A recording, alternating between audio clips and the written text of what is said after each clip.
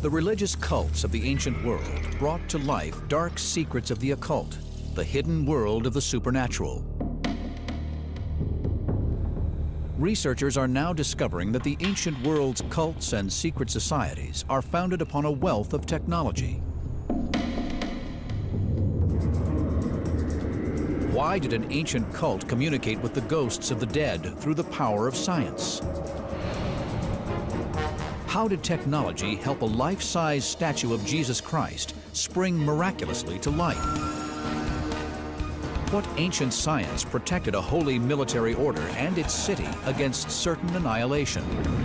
And how did an ancient civilization recreate the mysteries of hell, a newly discovered underworld where no cameras have gone before? The secret science of the occult is our ancient discovery.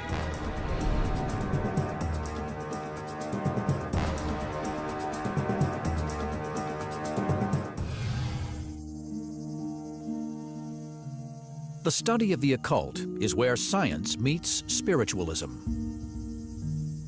New discoveries beneath these ancient temples are revealing that the ancients combined technology with religion to create an occult underworld beneath the Earth's surface. The story begins in ancient Mexico with the mysterious civilization of the Mayans. It's easy to think that the occult is just myths and fiction, but when you start to apply archaeology and science, you can really get to the truth and the nuggets of real fact that underlie all of them. In 600 AD, at a time when the once great cities of Europe were in decline, the ancient city of Chichen Itza was in its ascendancy. Temples were aligned with the solar system, using an advanced understanding of geometry and astronomy. They reached for the stars, the abode of the sun god, and countless other deities. But other gods lived in the darkness underground, the gods of death. We're very fortunate in that the Mayans decorated all of their temples with glyphs and inscriptions and carvings, which has given us an incredible insight into their life and culture. Even more so is a mysterious 16th century document known as the Popol Vuh. The Popol Vuh is a sacred text transcribed in the 16th century from ancient hieroglyphs. It describes a mythical civilization, an occult underworld known as Xibalba. Xibalba is the Mayan underworld, the place where all the souls want to get to be able to enjoy the afterlife. But the thing about Xibalba is it's not easy to get there. It's a real challenge. You've got to go through many ordeals for your soul to be able to enjoy the benefits of the afterlife. Xibalba lives on in myth. But could it also be an actual place, hidden deep in the earth beneath us? In ancient Mayan culture, Xibalba is linked to the cenote. These are naturally occurring sinkholes, which over thousands of years have filled with rainwater. This cenote is the source of water for the whole city of Chichen Itza. Without this, the city could not survive. It was so important that they built a sacrificial way, a sakbe, all the way through here, through the jungle, to the cenote. Human sacrifice has been discovered in the cenote. The remains of small children and even evidence that live women were thrown in has been found by archaeologists. So could the real Xibalba be under a cenote? Using the clues from the Mayan sacred book Popol Vuh, we can start to unravel the Mayan sacred code. But there's only one place we can really do that, and that's to explore Xibalba itself. We need to dive into a cenote. This is what John and a team of underwater cave divers are attempting. They have traveled 70 miles west of Chichen Itza, where they are searching for evidence of this ancient underworld. I've got to admit, this is incredibly exciting. How many people have the privilege to sort of dive and explore such an important archaeological site?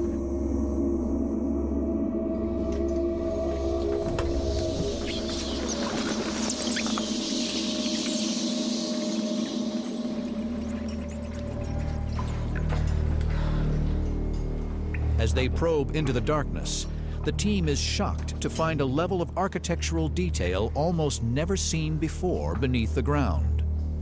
They have uncovered a sakbe, the ritual roadway that connects Mayan temples and ceremonial centers. Is this evidence that this was a place of ritual sacrifice deep underground? When we see a road like this, that's a ritual purpose, and maybe they made pilgrimages here. The road stretches 300 feet and is built from locally quarried limestone that would have been cut into shape using stone tools. Like all Mayan architecture, its construction relied on manpower. Its layout suggests that it leads to a place of worship, where votive offerings were made to the rain god, Chalk. This Sac Bay, this evidence of construction underground, is absolutely, totally unique. To spend the time to actually cut blocks, bring materials down here and lay them down, means this was amazingly important for them. This new discovery, deep beneath the earth, indicates that the Mayans thought this place as sacred as the temples that reached up to the heavens, and perhaps that Xibalba is not just a myth. The sacred text of the Popol Vuh describes a chamber of infernal heat. Down here in the darkness, the temperature reaches over 100 degrees Fahrenheit. There are bats everywhere. The House of Bats is one of the rooms of Xibalba. Here we've got bats, thousands of them, flying around all the time. There's no wonder the Maya think of this as their sacred place, the road to the underworld. The ancient Mayans brought their engineering skills to the service of religion. Opening up here at our feet is the realm of the gods of the dead. Here we are finally in the huge body of water that all this causeway was made for. And we are right on the final steps in order to have access to the cave, which is right in front of me. Really easy to imagine as you come down that causeway, that sacred way, just how an ancient Mayan might have felt. It's scary, especially when the bats are flying across your face and things like that, but it is exciting at the same time. And then to come down here and find this pool of incredibly clear, sweet water in a dry place such as North Yucatan, this has to be a gift from the gods. There's no other words for it. Despite all the team has discovered, this underworld seems to stop short of what is evoked in myth.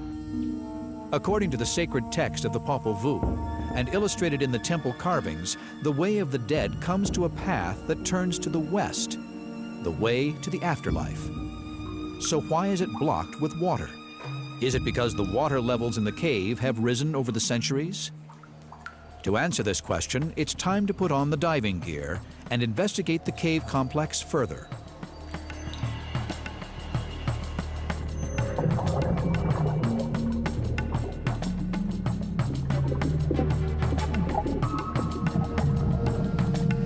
The divers discover that this is not the end of the cave system.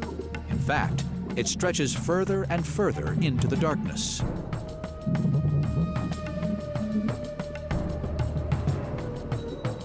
As they journey deeper, they discover other rooms, some with air pockets that allow them to take off their breathing apparatus.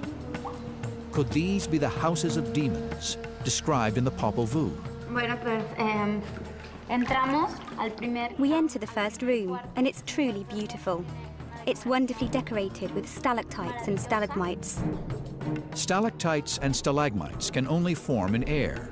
This is proof that these caves were once dry and that the water table has risen. The Popol Vuh talks about the House of Knives, a room filled with blades and razors that the souls of the dead must overcome on their journey to Xibalba. Did it look like this? Then we enter another room that has a large pocket of air, so you can walk through this part to get to a further room. You go back underwater, and as you come up again, you enter a further room. It's truly exciting. You can feel a certain energy that comes from the respect and care they showed for this place. And entering it is like being in another dimension. These new discoveries bear an uncanny resemblance to the Xibalba described in the Popol Vuh. It's fantastic. It's just fantastic because you get here, you get to the end of the road to Xibalba, and right in front of it, you find a cave that goes exactly towards the west. And I'm excited about the west because this was the road to Xibalba. The Mayans had a vision of the underworld that corresponded with a real place underground. They peopled it with gods and the souls of the dead. Our discoveries beneath the earth are further evidence of the convergence of the real and the occult in Mayan religion. Our next discovery involves the use of technology in the churches of the Middle Ages. Ancient discoveries will reveal how a life-size statue of Jesus came to life to inspire awe and veneration in worshippers of the 16th century. Religions and cults throughout the world are steeped in mystery, intensified by ritual and dark secrets. Some supposed miracles or supernatural acts have defied logic for hundreds of years. In 16th century England, a full-size wooden statue of Jesus Christ would overawe worshippers by coming to life. It was able to frown, it was able to smile, to move arms and legs, and the whole thing must have seemed like pure magic to the congregation who were there. The statue was known as the Holy Cross of Grace, or the Rood of Grace. It belonged to the monks of the Abbey of Boxley, a village 30 miles east of London. Word of its legends spread, and pilgrims throughout Europe traveled to the small village to become spellbound by its miraculous powers of movement. Now remember, we're talking about a congregation who were illiterate. All they had to believe in was what the church told them to believe in. The image of a moving Christ must have been the most incredible, awesome experience. The cross was situated on a screen, called a rood screen, in the middle of the church. It was the focus of worship. Behind the screen was the sanctuary, the place of mystery, where the daily miracle of the transformation of bread and wine into Christ's body and blood took place. Christ on the cross is the main focus of attention, and it allowed the medieval viewer to contemplate his suffering. Christ's death and resurrection is at the heart of Christian belief. His agony on the cross is a powerful image. In the Middle Ages, such statues were made as lifelike as possible. At Boxley, the statue went one step further. From lifelike, it came to life. In response to a supplication or possibly a donation, Jesus would open his eyes and move his lips. Behind me on the wall, we have painted images of heaven and hell. These were real places to a Tudor congregation. And the moving Christ made this real. If Christ smiles, you are safe. You will find salvation. You will find your way to that heaven. If Christ frowns, then hell beckons. What caused a lifeless wooden statue to move and speak? Was a higher power at work? One that could breathe life into an inanimate object? Or was there a more human agency at work? One which sought to exploit the innocence of the faithful? To answer these questions, we go back to the eyewitness accounts of the time when the secret of the Rood of Grace was first unmasked. 16th century England was a time of immense religious upheaval, a time when men and women were prepared to kill and be killed for their faith. King Henry VIII was on the throne. He decided to break England's ties with the Church of Rome because the Pope would not grant him a divorce from his first wife, Catherine of Aragon. This shattered the unity of Western Christianity forever.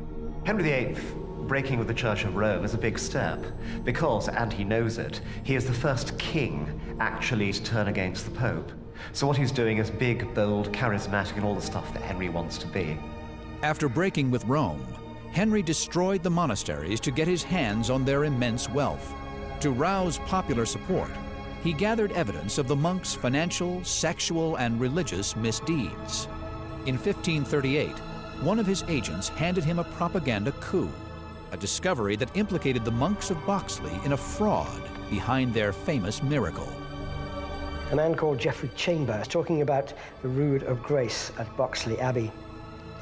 On defacing the late monastery of Boxley and plucking down the images found in the Rood of Grace, which has been had in great veneration, certain engines and old wire, with old rotten sticks in the back of the same, which cause the eyes to move and stir in the head thereof.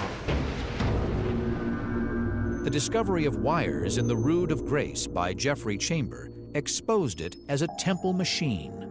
It was engineered by an unknown English carpenter and operated by a hidden monk.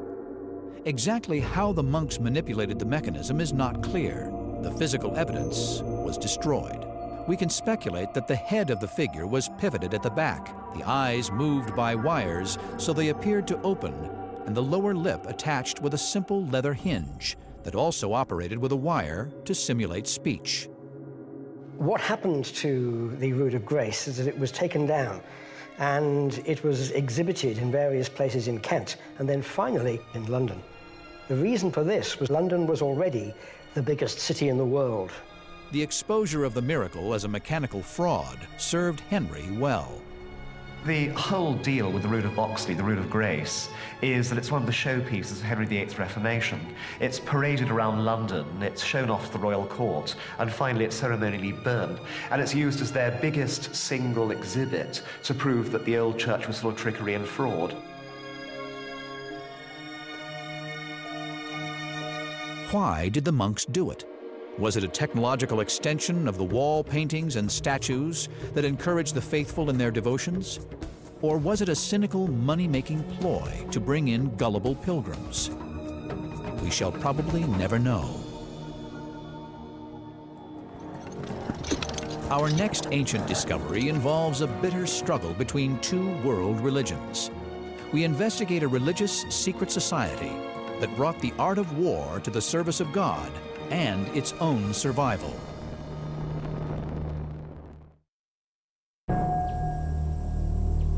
Ancient Discoveries has investigated the use of technology and engineering to reinforce the faith of religious believers.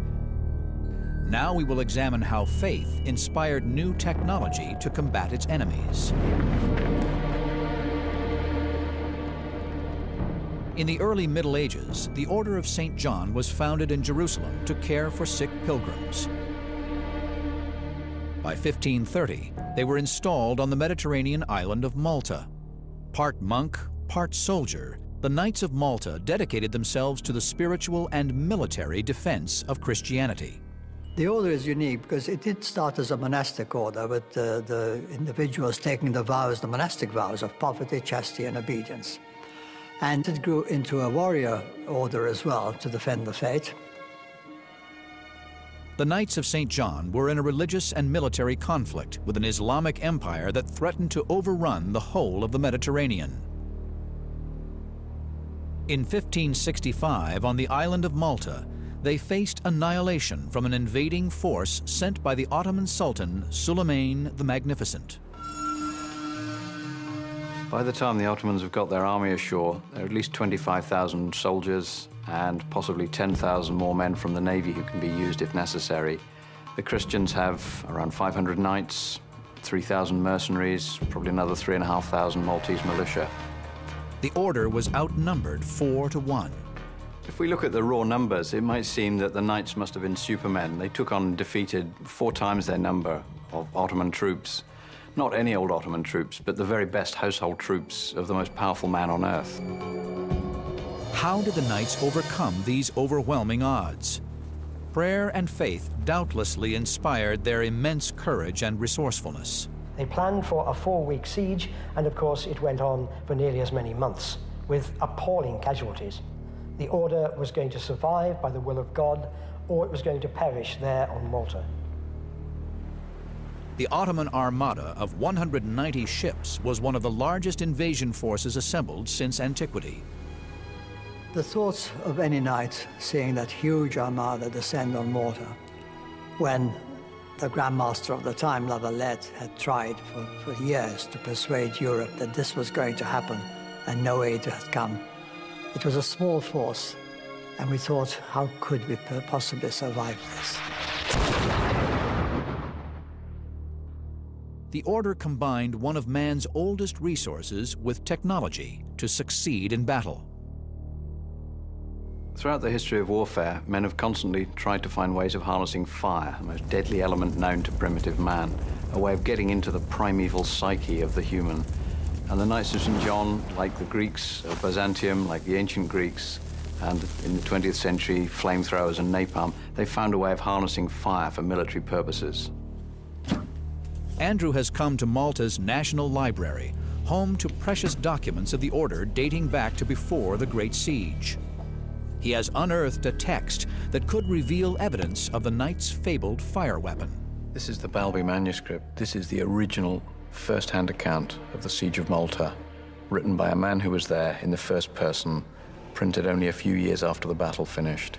This is the most important single account of the Siege of Malta. The text vividly describes the terrifying destruction wrought by Turkish artillery during the Great Siege.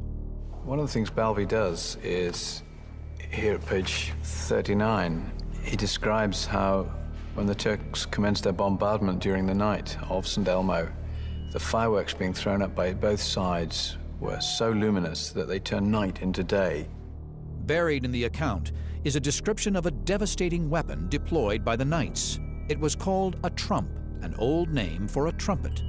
It was a flamethrower that discharged a sheet of fire upon the attackers as they swarmed up the walls. It sometimes incorporated a device which fired a number of bullets. Balbi tells us how the trumps work, and he gives us a great opportunity to try and replicate those results. Do these things do, on test, what Balbi tells us they do at Fort St. Elmo? In the United Kingdom, historic gunsmith Ian Henn is taking up the challenge of recreating the military technology of the knights. He is attempting to build and fire the flamethrower Balbi describes. Using sheet iron rolled into a tube, Ian is producing a large version of the trump that is 12 feet in length. The metal is heated to over 1,000 degrees and then shaped into its trumpet-like design. We can estimate how effective it would have been, but we can't really tell until it's gone through a proper test firing. At a disused stone quarry, Ian has come to put the Knights' 16th century flamethrower to the test. We'll be using modern blasting gunpowder, very similar to the powder they would have used in the Siege of Malta. They had what was known as corn powder, which had been in existence for about 150 years by then, and it's very similar to modern black powder. Ian's first test will examine its capability as a flamethrower. The gunpowder charge is loaded into the muzzle and then ignited with a burning fuse.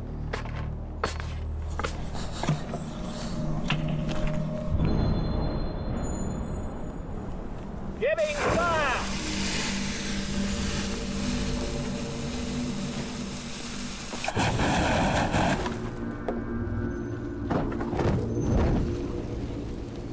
The first test demonstrates that at short range, the trump could be lethal. What we've just seen is a highly efficient, early modern flamethrower. Remember, the enemy are wearing long flowing silk robes. They're going to burn just like this. It's a highly effective way of stopping an attack. The last thing these guys are going to be thinking about is carrying on and breaking through into the defenses. They're going to want to put these clothes out. They're going to want to stop burning. What makes the trump an even more effective weapon is its reported ability to attack the enemy in 2 stages. After the flame shoots out, the texts recount that projectiles were fired. This was done by placing a second charge of gunpowder at the back of the iron chamber and loading it with projectiles. Ian is setting up the trump to replicate this. First, the team will fire the flame from the front of the muzzle. They will then ignite the second stage charge via the touch hole at the back of the trump, shooting out small stones and shards of metal at the target. Giving fire! Have a care!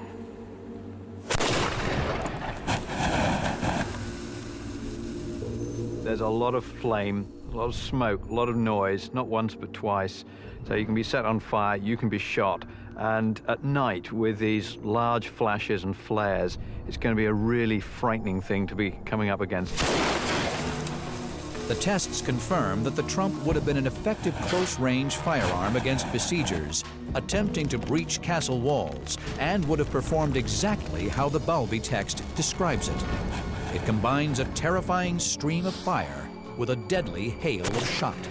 But the trump is not the only extraordinary weapon mentioned by Balbi in his account of the siege. The ancient manuscript tells us about an even deadlier secret weapon, one that helped the Knights of St. John secure their extraordinary victory. In 1565, on the Mediterranean island of Malta, a religious order of warrior monks called the Knights of St. John was under siege by a force 4 times its size, sent by the Ottoman Emperor Suleiman the Magnificent.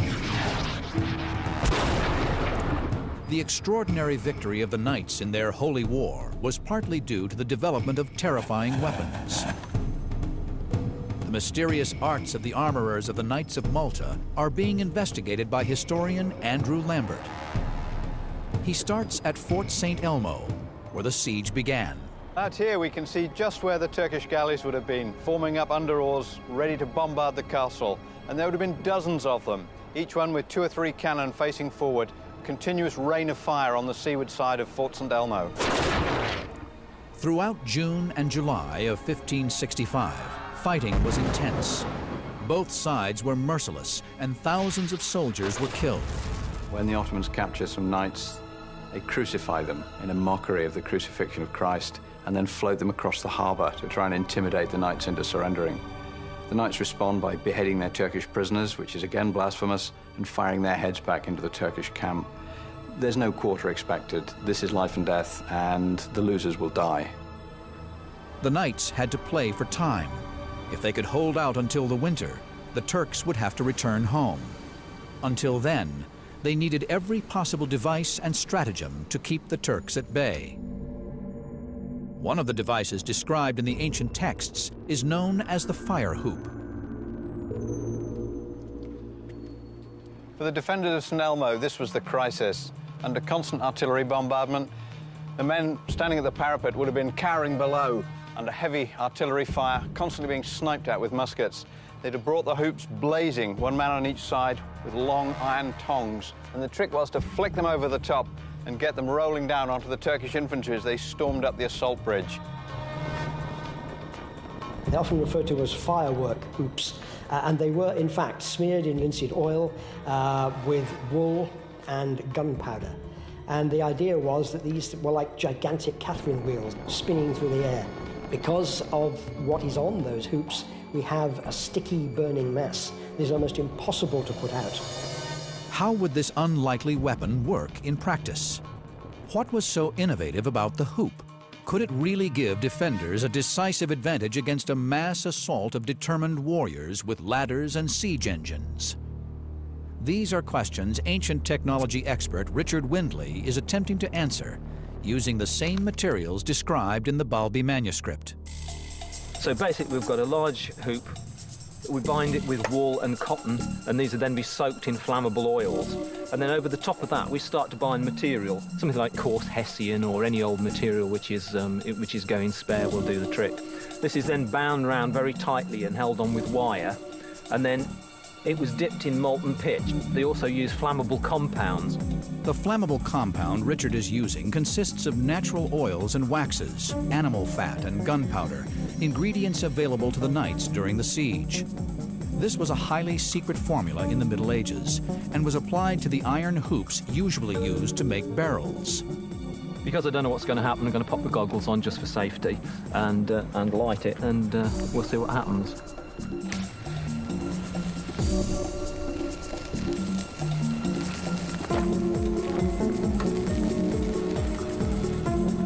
Well, that seems to be burning for quite a prolonged period, and what's interesting is we can actually see the molten pitch dripping off. Now, when I actually applied the pitch to this, I got 1 or 2 spots on my hand. It is very, very nasty, and if you get any quantity on you, it adheres to the skin and it produces very, very nasty burns. After successfully testing the flammable material, Richard will try out the hoops. At the bottom of the cliff face, a set of targets has been set up to represent the Turkish troops in their flowing robes. Thousands of Turks would have attacked the knights' positions at once. Richard's task will be to set fire to them using the hoops.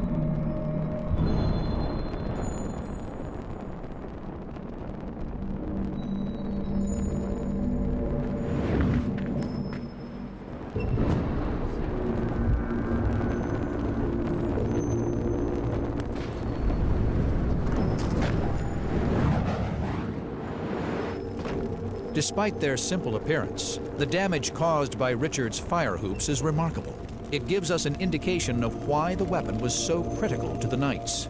Due to the highly flammable compounds smeared around the hoops, they burn for up to 30 minutes and are very difficult to extinguish. 2 or 3 soldiers could easily have become entangled with just one of these blazing hoops. Throwing these down in their hundreds, the knights sowed panic and destruction among the besieging soldiers. They actually caused a lot more damage than all the other arsenal of weaponry which they had available to them.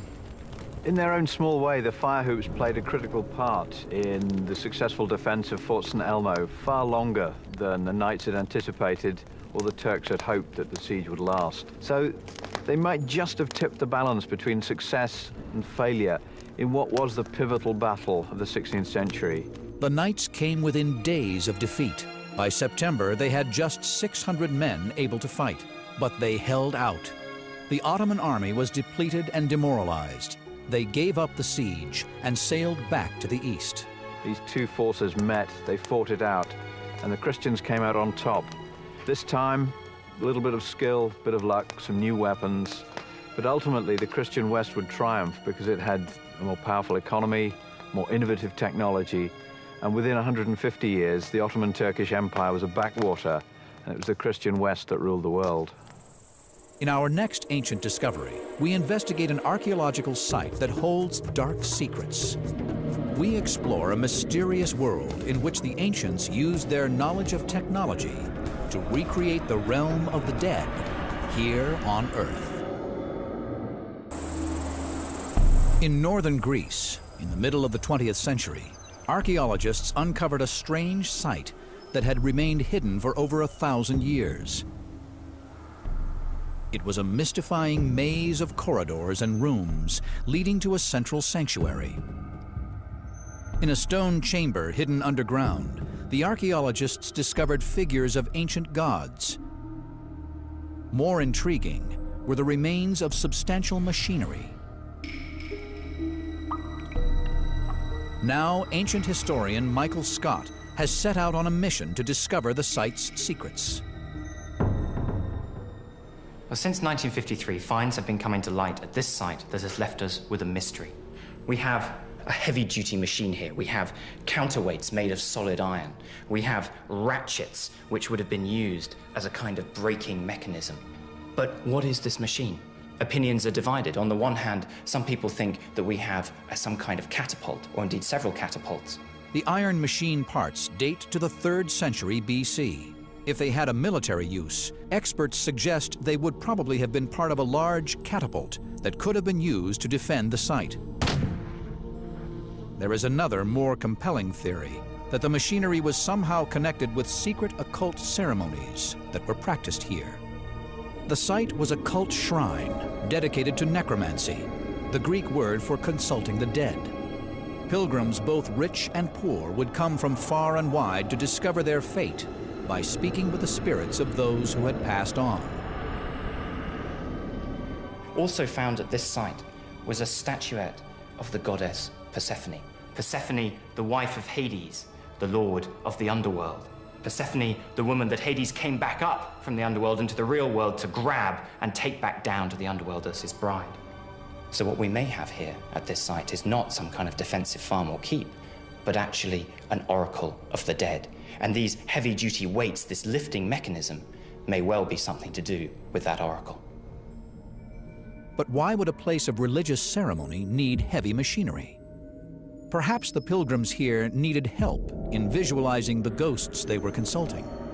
It was not unknown at the time to give mechanical inspiration to worshippers. Was this machinery used to summon forth spirits and not part of a catapult? Michael is taking the route the ancients took to the site, but this time to unlock its mysteries, not to take part in them. You chose to consult an oracle of the dead if there was particular information that only that dead person knew that you now needed. You went to the oracle of the dead as something of a last resort. You had to be bold, strange, or desperate to go anywhere near them. To recreate the awe-inspiring experience, Michael follows the same route that would have been traced by an ancient pilgrim, as described by Herodotus in his book, The Histories, written in the 5th century BC. Herodotus locates the Oracle of the Dead on the river Acheron in the northwest of Greece. It still flows into the sea near the ruins of our ancient site. In Greek mythology, the Acheron was one of the rivers that flowed into Hades, the hell of the ancient world. The souls of the dead were ferried across by the boatman Charon. Visitors to the oracle would have passed this way and been reminded that the underworld was near. To come here on the Acheron River, to follow that route in search of the Oracle of the Dead, is to get back into the footsteps, to make the journey that those ancients made all the way to try and find the answer to their questions. And so it makes it so much more real, so much more exciting, so much more vivid to understand exactly what they felt as they made that journey. The Oracle of the Dead was called the Necromanteion in Greek, from which we get our word necromancy, speaking with the dead. The shrine was known in ancient texts of Herodotus and Strabo as one of the gates of hell.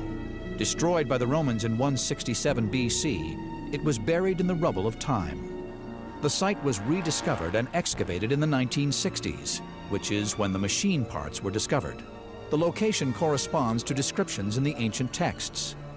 This is the Oracle of the Dead and a gate of hell. This is the place believed to be the heart of the Oracle of the Dead. It's where the visitors to the Oracle could get in touch with the souls of their dead relatives. The maze of corridors and rooms begins to make sense. Someone who consults an oracle is known as a consultant. After rituals of purification and sacrifice, he or she followed the narrow and winding passages to the central sanctuary. This is where the mysterious machine parts were discovered. After the long stages of preparation, and perhaps up to 29 days of fasting, the consultant came here, the final turn before entering the room of the Oracle of the Dead. Here, he may well have been fed with hallucinogenic beans and herbs that were meant to give him an intensely heightened sense of the ghost that he was about to experience. And so he took that final turn and went into the room.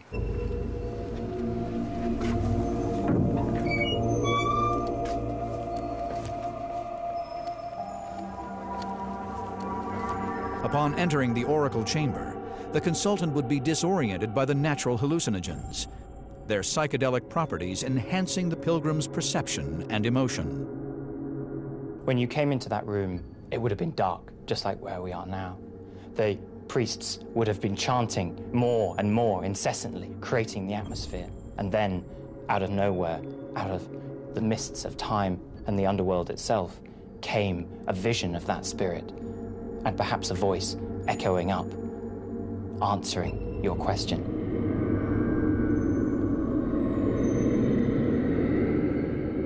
How this happened was shrouded in secrecy, secrets that our researchers are hoping to discover.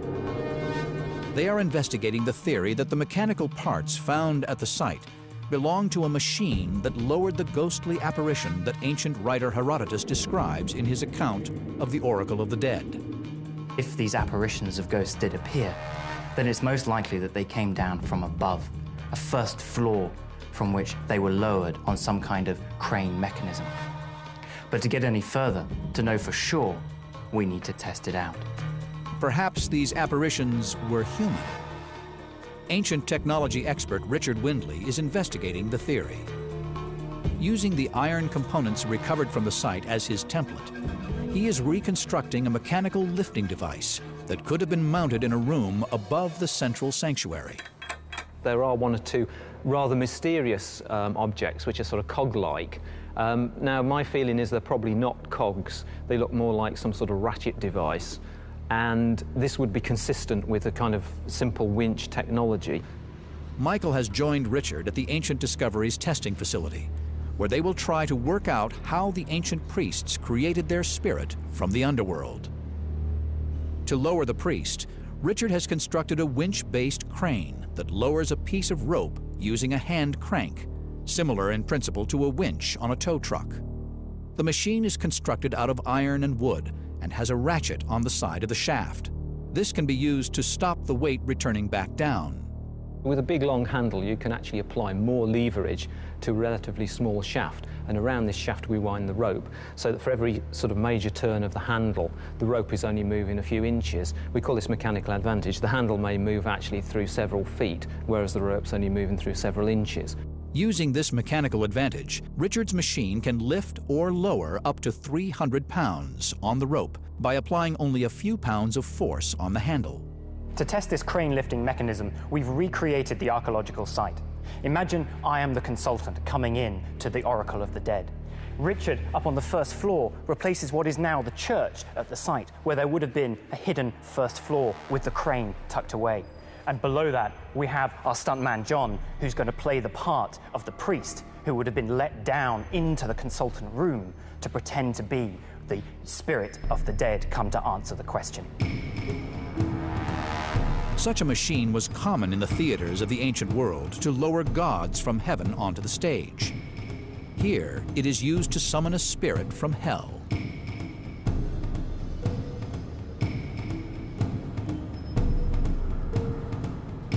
In their disoriented state, in the smoke and noise and flickering light of the sanctuary, consultants would believe they had seen a spirit from the underworld. As the consultant came into the chamber and saw through the mists the priest pretending to be that spirit of the dead the consultant had come so far to talk to, the consultant may well have finally got his answers to the questions he had sought. The consultation finished with the pronouncement of the oracle. The consultant was sworn to secrecy about what he had witnessed, or rather believed he had witnessed. He was ushered out of a side door, firmly believing in his encounter with the dead. There wasn't a question of whether they believed or not believed. There was no alternative to the fact that the gods controlled the world and that the dead lived in the underworld. That was the way things were. And so when they came here, when they saw, or at least thought they saw, the spirits of the dead rising once again, it's almost certain that they would have believed what they were seeing, because they had no reason to question it. Archaeological discoveries in Greece and at the Ancient Discoveries Testing Facility have revealed the technology behind the supernatural. We now know that the spirits were summoned not by magic, but by machinery. Religions, cults, and secret societies have strived to bring the supernatural into our world, to make the occult real. They have also called on technology to inspire and sometimes manipulate their followers. Ancient Discoveries has revealed the yearning of the ancients to explore the supernatural and their willingness to marry the